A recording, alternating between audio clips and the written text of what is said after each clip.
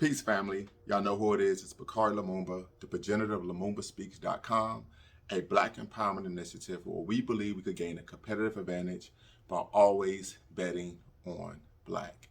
Back once again with another video where we're memorializing and honoring and recognizing and remembering the 57th anniversary of Hajj Malik El Shabazz, also known as Malcolm X. That's for those of you who know me, those of you who don't know me, but for those who do know me, most people will know that I have an undying loyalty, fidelity to Malcolm X.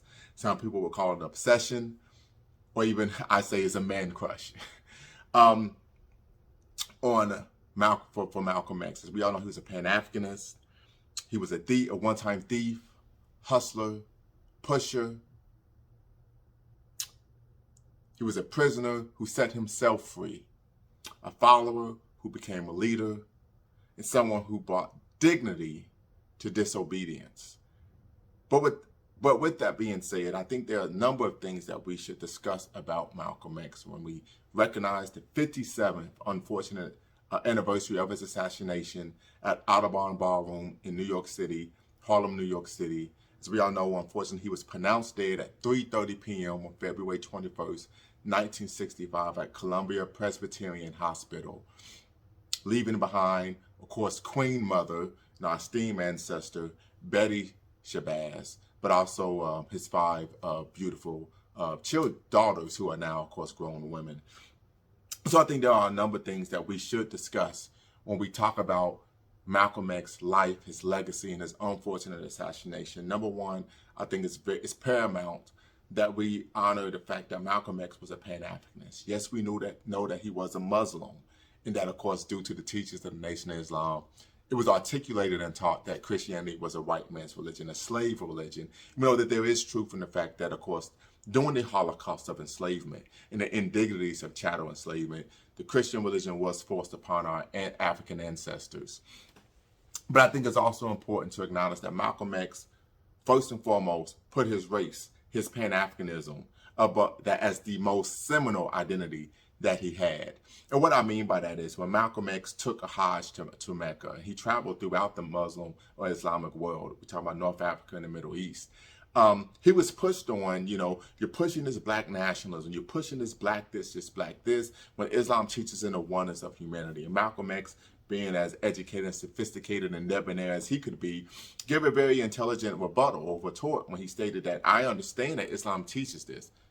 Christianity teaches the same, but I live in a country where it's not being practiced. And the form of discrimination and racism we're facing is racially based. And of course, he was referring to what we now know is called as anti-Black racism, which is an antagonistic relationship between Blackness and the possibility of humanity that is rooted in the unfortunate ma'afa. Of course, the African Holocaust of colonialism, imperialism, racism, and slavery, was African people globally were seen stripped, not only from an ideal standpoint or from an education standpoint or from a moral standpoint or intellectual standpoint, but even from a legal standpoint of our humanity and our human rights. And so with that being said, Malcolm, first and foremost, understood the importance of Pan-Africanism. Number two, I think it goes without saying that Malcolm X was a man of integrity. As we all know, he had a falling out with Elijah Muhammad. Those of you who may not know is that the FBI had a goal of removing Malcolm from the leadership of the Nation of Islam and from Elijah Muhammad as early as 1952. And of course, they had a FBI operative who was working in the higher echelon of the Nation of Islam, known as John Ali. And they were able to accomplish that. But after his schism, in which he left the Nation of Islam, the FBI came a-knocking, as they oftentimes do. And they tried to get him to lay some dirt on Elijah Muhammad and talk about the inner workings of the organization. And they were willing to pay him a pretty hefty sum. From what I've been heard, but there's differing accounts, but somewhere around the amount of about $500,000, $250,000. But Malcolm X, of course, recorded this conversation and was unwilling to do so. So Malcolm was able to rise above petty or individual differences and looked at the greater good of what was in the best interest of Black people as a whole.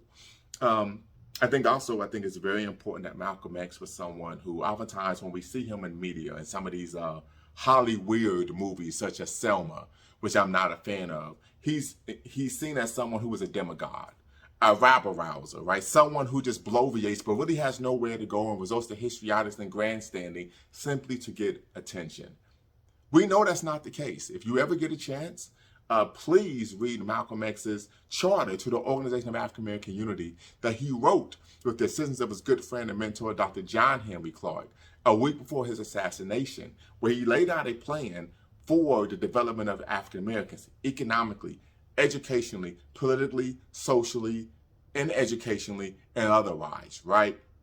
And so he also argued in a great line of divine that is, of course, Pan-Africanism, that we had to look towards Africa, right? And he even articulated one of the things that Marcus Garvey articulated. He said that the primary goal for us must be for us to return home. He understood, as Garvey stated, that we would never be seen as human beings in American society. He understood and stated that the federal government would never protect black people, right? And we're still seeing that issue today with the George Floyd lynching act not being passed, right? We see the number of issues today in 2022 where we're looking at extrajudicial violence, white vigilantism. We know that we've gained some individual victories, but we're talking about overall, it's still systemic in nature in which black life here in this country is being devalued. And so Malcolm understood the importance of what? Building institutions. He created an Organization of African American Unity. When he left the Nation of Islam, he created the Muslim Mosque, Inc. Even while he was part of the Nation of Islam, he understood that he did not like, and African people in America did not like the way we were being depicted in that they would call the Devil's newspaper, right? So he created what was known as Muhammad Speaks, which was the literary organ of the Nation of Islam, where they were able to disseminate the gospel, what they believed were what of black theological revolution to the masses. And of course, now it's known as the final call. And of course, even while he was in the Nation of Islam, he was instrumental in building and developing the independent school known as Muhammad University, so that black children wouldn't have to go to school and be forced to receive an inferior education, a miseducation, as Dr. Carter G. Woodson would call it, that caused us to hate ourselves and where we come from and not believe that we can do for ourselves. Also, next, I think it's very important that we acknowledge how brilliant Malcolm X was. At a very early age in his activist, his revolutionary career, for lack of better words, he understood the global nature of white supremacy. Now, of course, we can trace this to what? His Garveyite upbringing, due to his father being, of course, a minister, and a teacher and a preacher and someone who promoted the gospel of Garveyism, and of course his mother being an editor and a writer for Marcus Garvey's Negro World newspaper. But I think what is most important is when you look at some of his contemporaries, right? Some of his adversaries, particularly intellectually and ideologically, hence the Reverend Dr. Martin Luther King Jr., Martin Luther King did not understand the global nature of white supremacy until very late in his career. Right, when he started to speak out against, of course, the military-industrial complex, right? When he started to speak out against the war in Vietnam, and this is nothing but white, imperialism and colonialism, and we know that's why they took him out, because he understood the global nature of white supremacy, that the issues that we were fighting against, the principalities that we were fighting against, the nefarious agents and activities that we were fighting against weren't limited to what the shores of North America, but we have to give honor to Malcolm X for understanding that at a very early age. And as a result, Malcolm X did not allow himself to be involved in schisms between black people of West Indian or African descent. We know historically that has been an issue, particularly on the East Coast. But Malcolm X understood at a very early age that under the system of racism and white supremacy, we're all simply what? One Negro. I think it's very important that we understand that. And I think, but last but not least, Malcolm X is someone who valued family, right? We know that even valuing family is something that's very important in Islamic culture and Islamic faith. But that's also something that was very important for black people. Historically, oftentimes when you talk to lay persons, they would state that slavery destroyed the black family. But I push back against that because that is not something that is historically accurate, right? When we take a look at the literature, when we take a look at the history, when we trace our generations coming out of chattel enslavement, coming out of sharecropping, coming out of black codes, even during Jim Crow, we found that black people were married overwhelmingly at a 90% rate, right? That there was a strong nucleus of nuclear families, and that there was a belief amongst us that what black people, not simply seeking to emulate whites, as many authors and scholars have argued or articulated, that we found that the best way to make a strong community, to insulate ourselves from the nefarious forces in a dominant society, was to have our own communities, and therefore our own institutions. And we know that the most important institution that black people can have is the institution of the family, because you can't have anything without a solid foundation. What I would also say and end on this is that, we hear a lot of pushback in the media, right? Black women aren't being protected. Black women aren't being respected. And we know that this is nothing but a schism by the dominant society to cause a rift between the black men and the black women. Because we know when the black men and black women are together and we're on code, we're unstoppable. We are powerful, and that we should be inseparable no matter what we go through. Malcolm X understood that. And so Malcolm X pushed during the time of the Nation of Islam, even in his time when he was with Muslim Mosques, Inc. and the Organization of African American Unity, that black women should be protected. But he also promoted black women to positions of power and prestige. And many people are saying, what are you talking about? I haven't heard about that. Well, that's why you got to do your reading.